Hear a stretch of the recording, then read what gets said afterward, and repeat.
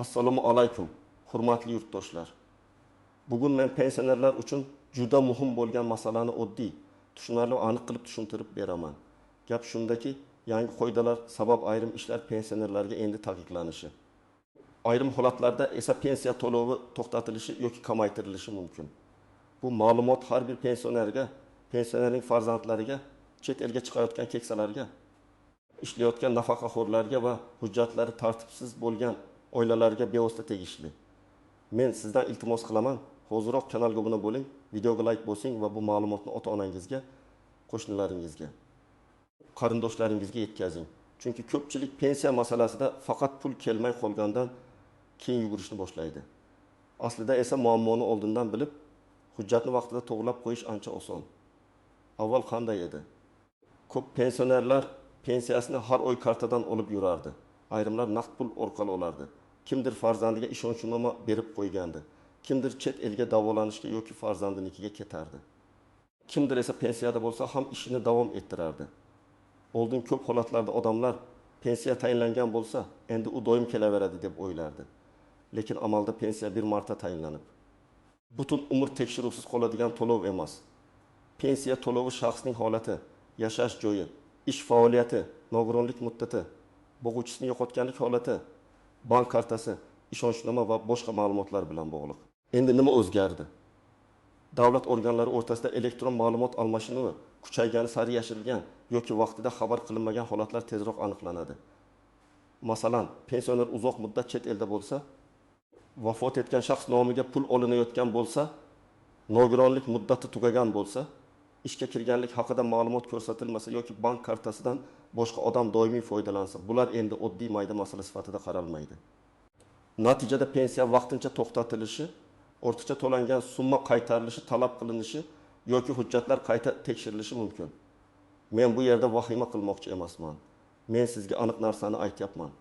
Pensioner uchun eng xavfli holat qonunni bilmaslik emas, o'zgarishni bilib turib ham men bilan bunday bo'lmay deb yurishdir.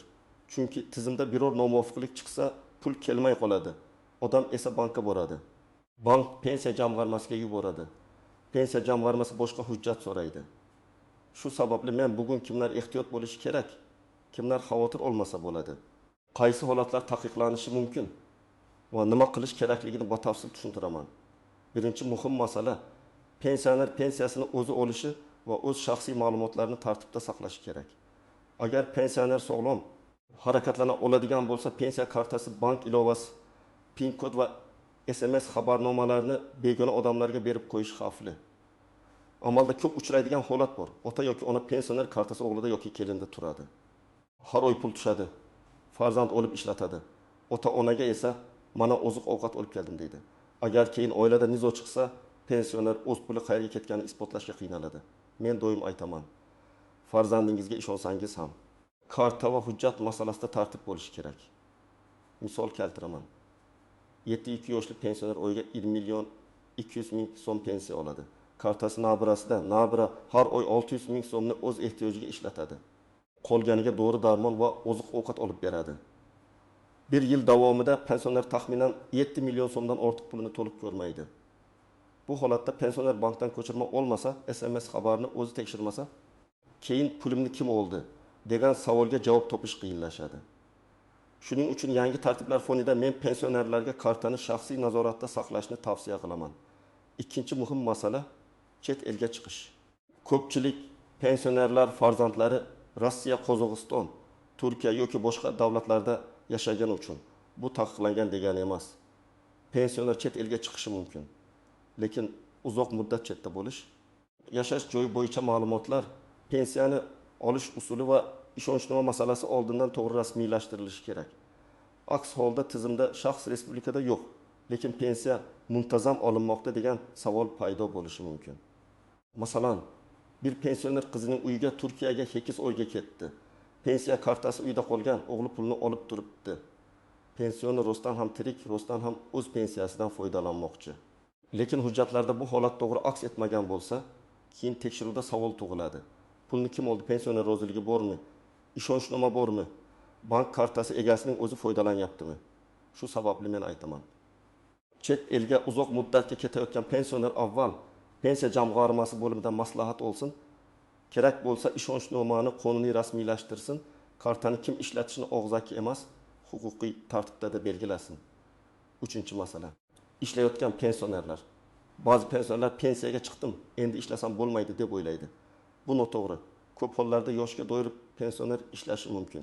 Lekin ishlayotganlik holati rasmiy ish haqi, soliq va mehnat shartnomasi tizimda to'g'ri ko'rinishi kerak. Muammo nimada? Muammo odam norasmiy ishlasa yoki bir joyda rasmiy, boshqa joyda norasmiy daromad olsa emas. Balki ayrim turdagi to'lovlar va imtiyozlar daromadga yoki maqomga bog'liq bo'lishi mumkinligida. Shuning uchun men pensiya olaman, hech kim bilmaydi deb yashirincha ishlash yaxshi yo'l emas. Misol uchun 63 yoshli erkak oyiga 20 million 500 ming so'm pensiya oladi. U yana korxonada qorovul bo'lib 2 million so'm rasmiy maosh oladi. Agar hammasi rasmiy bo'lsa, odatda katta muammo bo'lmaydi. Lekin u qo'shimcha ravishda ijtimoiy yordam. Kam ta'minlanganlik bo'yicha nafaqa yoki boshqa daromadga bog'liq yordam olishga ariza bergan bo'lsa, daromad yashirilgani aniqlansa, yordam rad etiladi yoki ortiqcha to'langan pul qaytarilishi so'raladi. Demak, pensioner uchun asosiy qo'yda daromadni yashirmaslik. 4-masala nogironlik pensiyasi va muddati. Yoshga doir pensiya bilan nogironlik pensiyani aralashtirib yubormaslik kerak. Nogironlik ayrim hollarda muddatli belgilanadi. Agar tibbiy ko'rik muddat tugasa, qayta ko'rikdan o'tish kerak bo'ladi. Pensiyani yoki uning yaqinlari oldin hujjat bor edi-ku deb yuraversa, to'lov to'xtab qolishi mumkin. Bu ayniqsa 2 guruh yoki o'tib guruh nogironligi belgilangan shaxslar uchun muhim. Hayotiy vaziyat. Ayol kishiga 2 yil muddatga nogironlik belgilangan, u oyiga 20 million so'm atrofida to'lov oladi. Muddati iyun oyida tugaydi. Oila esa komissiya o'zi chaqiradi deb kutadi. Iyulda pul tushmaydi. Keyin hujjat yig'ish, shifokorga borish, tahlil topshirish boshlanadi. Natijada odam 1-2 oy pulsiz qolishi mumkin. Men bunday holat bo'lmasligi uchun nogironlik hujjatidagi muddatni kalendarga yozib qo'yishni, kamida 1 oy oldin poliklinika va tegishli tashkilotga murojaat qilishni maslahat beraman. 5-masala. Boquvchisini yo'qotganlik pensiyasi. Bu turdagi pensiyada yosh, o'qish holati, oila tarkibi juda muhim. Masalan, bola voyaga yetganda yoki kunduzgi ta'limda o'qish tasdiqlanmaganda to'lov qayta ko'rib chiqilishi mumkin. Ayrim oilalar bola hali o'qiyapti deydi, lekin ma'lumotnoma olib bormaydi. Elektron tizimda ma'lumot ko'rinmasa yoki most kelmasa, to'lovda uzilish bo'ladi. Masalan, talaba o'rinda qilish yoshdan oshgan, universitetda kunduzgi bo'limda o'qiydi. U boquvchisini yo'qotganlik bo'yicha to'lov olishni davom ettirishi uchun o'qish holati tasdiqlanishi kerak. Agar u sirtqi ta'limga o'tgan bo'lsa yoki o'qishdan chetlashtirilgan bo'lsa, bu to'lovga ta'sir qiladi. Bu yerda taqiq shundan iboratki, endi odam eski ma'lumot asosida pul olishda davom etishi mumkin emas. Holat o'zgardimi, demak xabar berish kerak. Endi istisnolar, nozik joylar va ko'pchilik e'tibor bermaydigan masalalarni tushuntiraman. 1-nozik masala, ishonchnoma. Ishonchnoma berish mumkin, lekin u to'g'ri rasmiylashtirilgan bo'lishi kerak. O'g'lim olaversin, men ruxsat berganman degan gap yetarli bo'lmasligi mumkin. Ayniqsa pensioner yotib qolgan, chet elga ketgan yoki bankka bora olmaydigan holatda ishonchnoma qonuniy kuchga ega bo'lishi kerak. Notarial tartibda yoki qonunda belgilangan, boshqa tartibda rasmiylashtirilgan hujjat bo'lsa, keyin bahs kamroq bo'ladi. 2-nozik masala. Pensioner vafot etgandan keyingi to'lov. Bu juda jiddiy. Ba'zan oila a'zolari kartaga pul tushibdi, demak olish mumkin deb o'ylaydi. Yo'q, bunday yondashuv xavfli. Agar shaxs vafot etgan bo'lsa, uning nomiga keyin tushgan mablag'lar bo'yicha alohida tartib bo'ladi. Ortiqcha olingan pul qaytarilishi talab qilinishi mumkin. Hatto bu ishni farzandi yoki turmush o'rtog'i bilmasdan qilgan bo'lsa ham, keyin huquqiy muammo chiqadi. Shuning uchun vafot holatidan keyin bank kartasidan pul yetishdan oldin pensiya jamg'armasi va bankdan aniq maslahat olish kerak. 3-nozik masala yashash joyi va ro'yxat. Pensioner bir manzilda ro'yxatda turib, boshqa joyda yashashi mumkin. Bu hayotda uchraydi. Masalan, kampir qishloqda ro'yxatda, lekin qishda shahardagi qizining uyida yashaydi. Bu o'zi bilan taqiqlangan holat emas. Lekin rasmiy xatlar, chaqiruvlar, tekshiruvlar eski manzilga borsa, pensioner bexabar qolishi mumkin. Keyin men eshitmadim deyish muammoni darhol hal qilib bermaydi. Shu sababli telefon raqam, bank xabarnomasi va aloqa manzili doim yangilangan bo'lishi kerak. 4-nozik masala bir nechta to'lovni bir vaqtning o'zida olish. Bazı odamlar pensiya, ijtimoiy nafaqa, kompensatsiya, kommunal imtiyoz, moddiy yordam kabi tushunchalarni aralashtirib yuboradi. Har bir to'lovning alohida sharti bor. Pensioner bitta to'lovni olayotgani boshqasiga avtomatik huquq beradi degani emas. Aksincha, ayrim yordamlar daromad, oila tarkibi, mol-mulk yoki yashash holatiga qarab belgilanadi. Agar pensioner nomida avtomobil, uy-joy, yuqori daromadli oila a'zolari yoki rasmiy ish haqi bo'lsa, bu ayrim yordam turlariga ta'sir qilishi mumkin. 5-nozik masala bank kartasi bloklanishi. Pensiya kelmay qoldi deganda hamma darhol pensiya jamg'armasini ayblaydi. Lekin sabab bank kartasida ham bo'lishi mumkin. Karta muddati tugagan, karta bloklangan, PIN kod noto'g'ri kiritilgan, hisob raqami o'zgargan yoki bank xavfsizlik sabab operatsiyani cheklagan bo'lishi mumkin. Shuning uchun pul tushmasa, birinchi qadam bankdan hisob holatini tekshirish, ikkinchi qadam pensiya jamg'armasidan to'lov holatini aniqlash bo'lishi kerak. 6-nozik masala hujjatdagi ism, familiya, tug'ilgan sana xatosi. Men amaliyotni ko'p ko'rganman. Pasportda bitta harf boshqacha, mehnat daftarchasida familiya eski yozuvda, nikohdan keyingi familiya o'zgargan, arxiv ma'lumotda sana bir kun farq qiladi.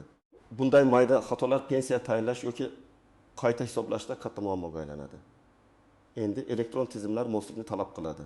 Shuning uchun pensioner hamma meni taniydi deb yurmasdan, hujjatdagi har bir ma'lumotni tekshirtirishi kerak. 7-nozik masala, pensiyani qayta hisoblash. Ba'zi pensionerlar yangi ish staji, yuqori ish haqi davri yoki qo'shimcha hujjat topilganidan keyin pensiyani oshirish mumkinligini bilmaydi. Lekin bu avtomatik bo'lmasligi mumkin. Ariza berish, hujjat topshirish, arxivdan ma'lumot olib kelish talab qilinadi. Agar odam qo'shimcha stajni isbotlay olsa, pensiya miqdori oshishi ehtimoli bor. Ammo soxta ma'lumotnoma, noto'g'ri yozilgan staj yoki tasdiqlanmagan hujjat bilan murojaat qilish mumkin emas. Bu ham yangi qoidalar sharoitida xavfli. Endi men aniq qadamlarni aytaman. Birinchi qadam, pasport yoki ID karta, pensiya guvohnomasi, mehnat daftarchasi, nogironlik bo'yicha hujjat bo'lsa tibbiy xulosa, o'quvchisini yo'qotganlik bo'yicha hujjatlar. O'qish ma'lumotnomasi va ishonchnomalarini bir joyga yig'ing. Har bir hujjatning nusxasini alohida papkada saqlang. Farzandlaringizga ham qayerda turganini aytib qo'ying, lekin asl hujjatlarni nazoratsiz berib yubormang. Ikkinchi qadam. Bank kartangizni tekshiring. Karta muddati qachon tugaydi? SMS xabar ulanganmi? Telefon raqami o'zingizniki yoki farzandingiznikimi? Bank ilovasiga kim kiradi? PIN kodni kim biladi? Agar karta muddati tugashiga 2 oy qolgan bo'lsa, bankka borib yangilang. Agar SMS boshqa odam telefoniga ulangan bo'lsa, vaziyatni o'ylab ko'ring. Pensiyachilar o'z pulidan xabardor bo'lishi kerak. 3-qadam. Pensiya jamg'armasi bo'limiga yoki tegishli davlat xizmatlari markaziga murojaat qilib, pensiya ishingizda muammo yo'qligini tekshirtiring. Ayniqsa chet elga ketmoqchi bo'lsangiz, nogironlik muddati tugayotgan bo'lsa, yangi ishga kirgan bo'lsangiz, familiyangiz o'zgargan bo'lsa yoki hujjatda xato topsangiz kutib o'tirmang. Murojaat qilganda mening pensiya to'lovimda cheklov yoki to'xtatish sababi bor yo'qligini tekshirib bering deb aniq ayting. 4-qadam, ariza yozishni biling. Arizada ism, familiyangiz, tug'ilgan sanangiz, pasport yoki ID karta ma'lumotingiz, yashash manzilingiz, telefon raqamingiz va murojaat sababi aniq ko'rsatiladi. Masalan, menga tayinlangan pensiya to'lovi nima sababdan kelmaganini aniqlab berishingizni so'rayman yoki chet elga vaqtincha ketishim munosabati bilan pensiya to'lovini olish tartibi bo'yicha tushuntirish berishingizni so'rayman deb yozish mumkin. Ariza topshirganingizda kirim raqamini yoki tasdiqni oling. 5-qadam. Agar pensiya kelmay qolsa, darhol ketma-ket harakat qiling. Avval bankdan hisobingizga pul tushgan-tushmagan tekshiring. Keyin pensiya jamg'armasidan to'lov yuborilmaganini so'rang. Agar to'xtatilgan bo'lsa, sababini yozma ravishda so'rang. Og'zaki gap bilan cheklanib qolmang. Sabab aniq bo'lsa, hujjat tayyorlash ham oson bo'ladi. 6-qadam. Chet elga ketayotgan bo'lsangiz, ketishdan oldin tartibni aniqlang. Qancha muddat bo'lasiz? Pensiyani kim oladi? Karta kimda bo'ladi? Ishonchnoma kerakmi? Qaytib kelgach xabar berish kerakmi? Shularni so'rang. Men ayniqsa keksalarning farzandlariga aytaman. Ota-onangizni aeroportga olib borishdan oldin hujjatlarni ham tartibga soling. Chunki keyin boshqa davlatdan turib bitta hujjatni to'g'rilash juda qiyin bo'ladi. 7-qadam. Agar nogironlik yoki boquvchisini yo'qotganlik bo'yicha to'lov olsangiz, muddatlarga alohida e'tibor bering. Tibbiy ko'rik muddati, o'qish ma'lumotnomasi muddati, bola yoshi, oila tarkibi o'zgarishi, turmush qurish, ishga kirish kabi holatlar to'lovga ta'sir qilishi mumkin. Bularni yashirish foyda bermaydi. Aksincha, keyin ortiqcha to'lov chiqsa, uni qaytarish oila uchun og'ir bo'ladi. 8-qadam, hujjatdagi xatolarni hozirdan tuzating. Pasportdagi ism, nikoh guvohnomasi, mehnat daftarchasi, diplom, harbiy guvohnoma, arxiv ma'lumotnomasi va tug'ilganlik haqidagi hujjatlarda farq bo'lsa, mutaxassisga ko'rsating. Ba'zan bitta harf uchun arxivga murojaat qilish, sud orqali faktni tasdiqlash yoki qo'shimcha ma'lumotnoma olish kerak bo'ladi. Buni pensiya to'xtab qolgandan keyin emas, oldindan qilgan ma'qul. 9-qadam. Hech qachon vositachiga pul berib pensiyangizni oshirib beraman, blokni ochib beraman, hujjatsiz hal qilaman degan gaplarga ishonmang. Pensiya masalasi rasmiy tartibda hal qilinadi. Agar haqiqatan ham qo'shimcha staj yoki hujjat bo'lsa, uni qonuniy yo'l bilan topshirasiz. Agar hujjat yo'q bo'lsa, pul berib muammo hal qilishga urinish keyin yanada katta muammo keltiradi. 10-qadam. Har oy pensiya tushganini tekshirib boring. Bu oddiy ko'rinsa ham juda muhim. Ba'zi pensionerlar 34 oy pulni tekshirmaydi. Keyin birdan katta muammo borligini biladi. Agar pul odatda oyning 10 sanasida tushsa, 3 sanasigacha tekshiring. Tushmagan bo'lsa, sababini aniqlang. Erta murojaat qilgan odam kamroq zarar ko'radi. Hurmatli tomoshabinlar, asosiy gap shuki, pensionerlarga hamma narsa taqiqlanmoqda degan gapni to'g'ri tushunish kerak. Pensioner ishlashi ham, chet elga borishi ham, ishonchnoma berishi ham, pensiyasini kartada olishi ham mumkin. Lekin endi hamma narsa tartibli, hujjatli va shaffof bo'lishi kerak.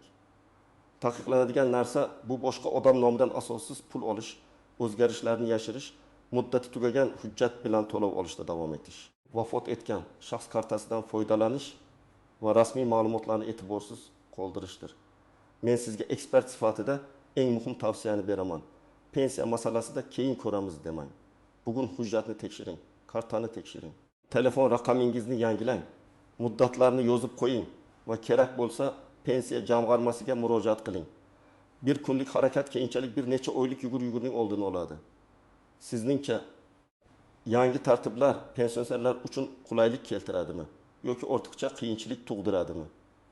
Fikringizni izohlarda yozib qoldiring. Videoga like bosing, kanalga obuna bo'ling va bu ma'lumotni albatta pensioner yaqinlaringizga yuboring. Chunki bitta ogohlantirish kimningdir pensiyasi to'xtab qolishining oldini olishi mumkin.